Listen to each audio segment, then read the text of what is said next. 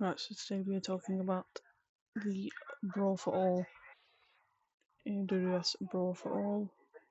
Mainly because I just wanted to do something a bit different rather than just doing history and people's careers. And plus, I haven't done one in a while, a video.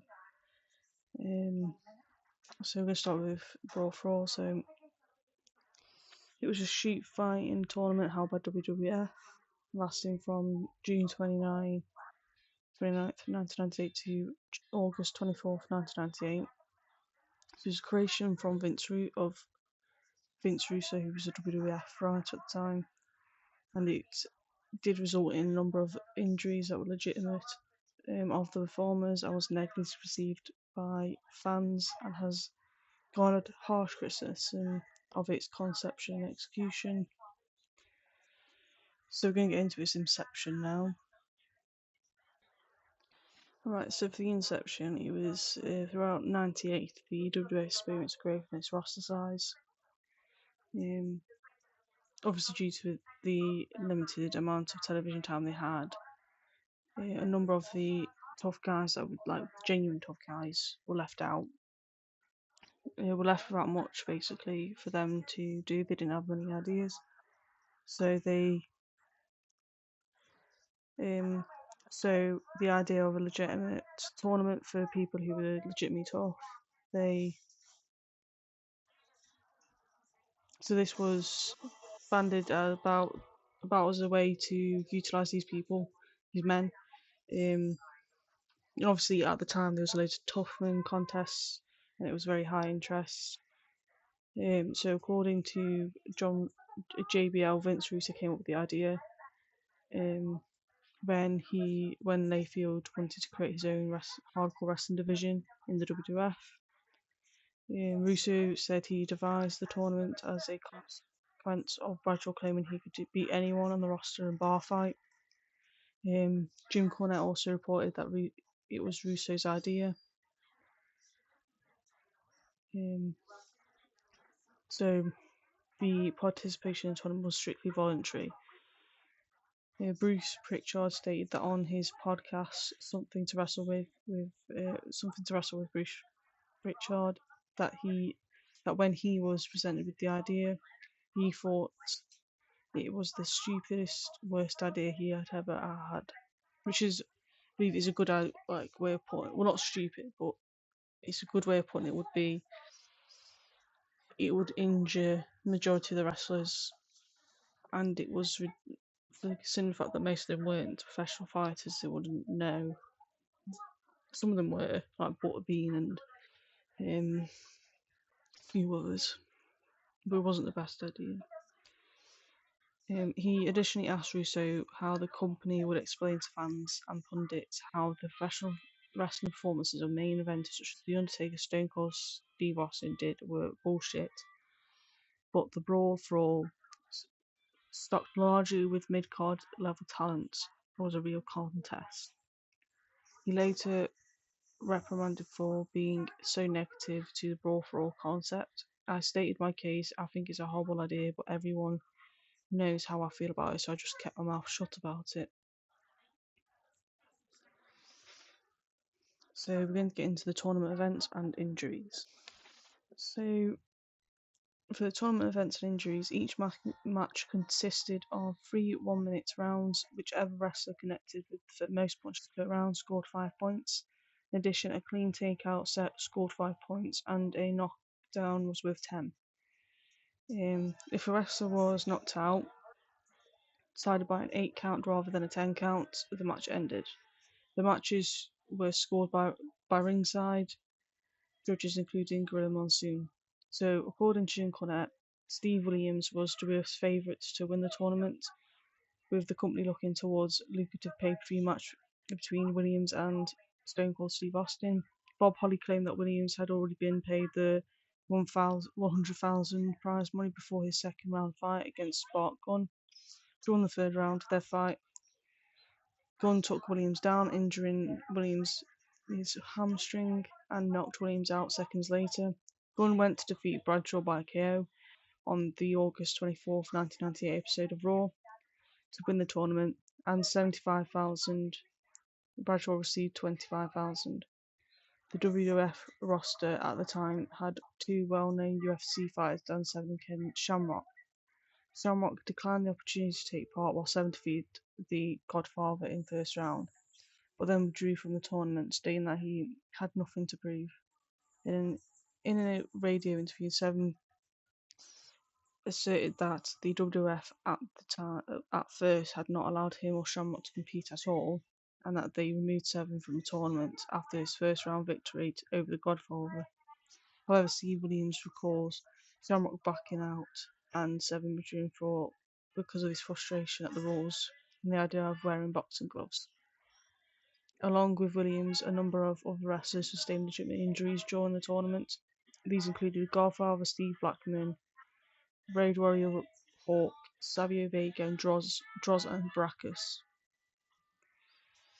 So the next bit we're going to get on is the reception from fans of the Brawl for All. That's the reception for the Brawl for All. Fans in attendance immediately voiced their disapproval, cancelled boring, and we want wrestling. John Nansen of the Wrestling Observer newsletter wrote that Brawl for All was regarded as a terrible idea. Then Jim Cornette has described the tournament as the stupidest thing they have ever done, at least on television. He argued that the WWF misjudged the appeal that legitimate fighting would have to their audience, considering that the WWF had promoted the idea that the matches were merely entertainment. Furthermore, because the fighters were trained to work professional wrestling matches and not to fight, they both risked injury and possibly that the defeat would hurt their marketability.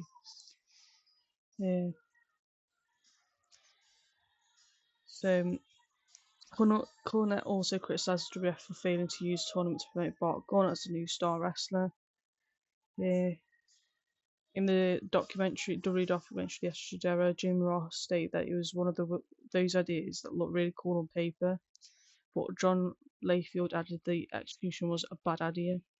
Layfield also stated that nobody knew Bart Gunn was that good. Ross later remarked that no one got over. Sean Mortman called it the dumbest fucking idea in WWE history, and felt the company educated its audience that these guys are fighting for real and everything else we're watching is bullshit.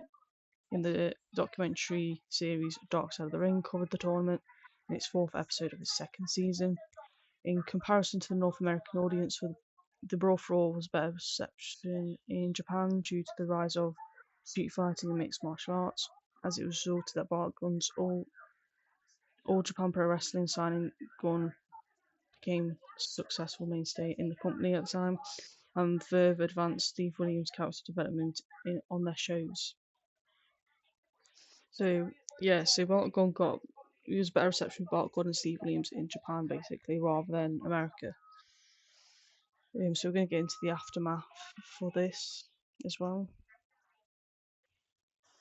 So in the aftermath of this, it was immediately prior to the Brawl for All, Holly, as Bombastic Bob and Gunn as Bombastic Bart had been performing as new versions of the Midnight Express for Jim Cornette, and had won the NWA World Tag Team Championships after defeating the Headbangers. After winning the tournament, Bart Gunn, while still under contract, was offered a All Japan Pro Wrestling contract from Giant Baba, who took interest in hiring Gunn due in part to his knockout of Steve Williams. In Japan, Williams had a long time main eventer and held a strong reputation for his toughness, and Giant Baba sought to integrate the Brawl for All result into storylines. After signing with All Japan Pro Wrestling in October of 1998, Gunn's debut was announced for November 1st, 1998. Edition of AGPW TV, making his in-ring debut that month. And in February 1999, Gunn had returned to WWF to fulfill his contract obligations. Gunn feuded with both Bob, now known as Holly, and Steve Williams, both angry at having been beaten in the tournament. The latter masking himself and pushing Gunn off the stage. Gunn was later matched against Butterbean, who was a professional boxer at WrestleMania XV in a boxing match.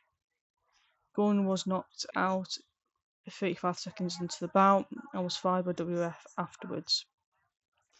Cornette was critical of Gunn being placed in the match with the pro boxer. Bob Holly and a number of others have long claimed that Butterbean was brought in to defeat Gunn as punishment for defeating Company's Decide winner Steve Williams. This was actually confirmed by Butterbean himself in 2023 interview. After the loss to Butterbean, Gunn returned to All Japan in '99, changing his ring name to Mike Barton that summer. Or Barton, sorry. Gunn did return to since renamed WWE for tryout dark matches in 2003 and the Raw 15th anniversary Battle Royal in 2007. However,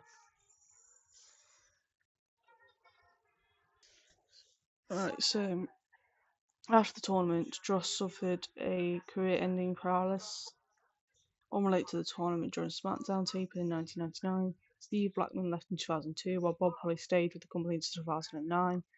Future Hall of Famer inductees Godfather and Bradshaw left in 2002 and 2009, respectively. So we're going to get on to Mike Barton versus Steve Williams. So in January 2000, Steve Williams returned to AJPW, where Gunn was wrestling underneath Mike Barton.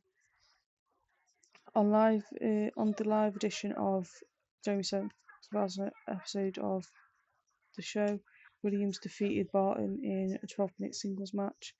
2 minutes of this match featured a Syndicate recap episode of AGPW. The feud would continue for a week in house show circuit before being postponed. The storyline would resume in the summer of 2000 at the time when Barton was teaming with Giant Camilla and George Hines. Barton and Williams would each win against each other on various TV episodes and house shows in 50-50 booking. In late summer and fall of 2000, Barton and Williams found themselves in an uneasy alliance where they both had common enemy in Toshiaki Kawada, who has often defeated both Barton and Williams at the time on TV, as well as common enemy with Genshi Tenryu. God, today I can't speak today because it's Gen Risho Tenryu. I'm usually okay with the Japanese names, but today I can't do it. Yeah, so that's when they were teaming up together. Barton would ultimately defeat Kawada in a tag team action, came short against Tenryu in the first round of the Triple Crown tournament. December 2000 storyline, amnesty between Barton and Williams resumed, where Williams would cross paths with Barton in a tag team television match during the World's Strongest Tag Determination League 2000 tournament. They were on opposite teams when Williams sought to get even with Barton for his loss of Raw for All in a definitive match in Tokyo Dome. The feud with Williams would culminate into a revenge match on January 28th June 2001 for the Giant Baba Memorial Spectacular pay-per-view, which Williams won.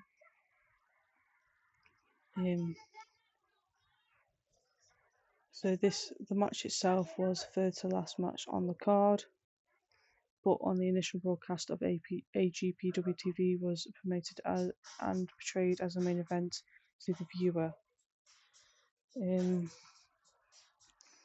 After this, Barton and Williams would regularly wrestle against each other throughout the first half of 2001, before the two would eventually team with each other later that year in October. Jim Steele and Mike Rotunda would join them in the three-way or four-way tag matches whenever the need arose. By late 2001, Williams would be a friend of Bart Gunn, often being by his side and taking part in backstage and in-ring skits, as well as William rooting for Barton in his matches. Most notably in 2002, celebrated Abdullah the Butcher's birthday together in the ring, singing and telling jokes, as well as Williams cheering Barton on when he was facing Genricho Tenru in the Champion Carnival 2002 match. The tournament, sorry. Barton ultimately defeated Tenru, bragging backstage to the camera about his win. Williams was happy for Barton. They fist pumped each other, starting excitement. So I'm going to go through the bracket basically of the match of the tournament. So in the bracket it was Mark Barrow. So the first round was Raw's War, June 29th to July 14th, 1998. So it was Mark Barrow versus Steve Blackman. Steve Blackman won, but then he pulled out. So Mark Barrow went through. Mark Canterbury versus Bradshaw. Bradshaw won. Brackets versus Savio Vega. Savio Vega won. Darren Drozoff and Warrior Hawk, but that was a draw, and Darren Drozoff went through. Bart Gunn won his match against Bob Holly.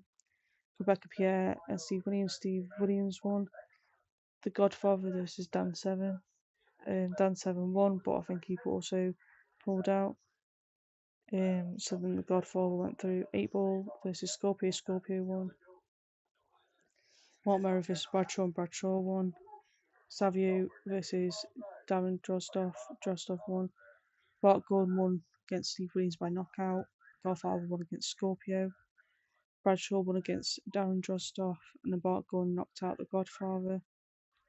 Bradshaw and Bart Gunn in the final, and Bart Gunn won by knockout. So the reason why this is considered controversy is mainly because of the way it was done, because it was a real fight. Most of the wrestlers aren't real fighters.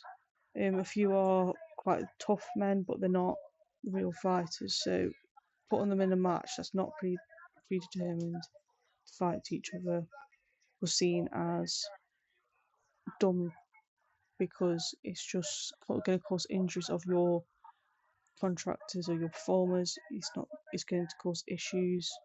Is where someone who like it was mainly controversial because they thought that Steve Williams was going to win, and he didn't win because they paid him already, and that was the reason why they had got the controversy from that.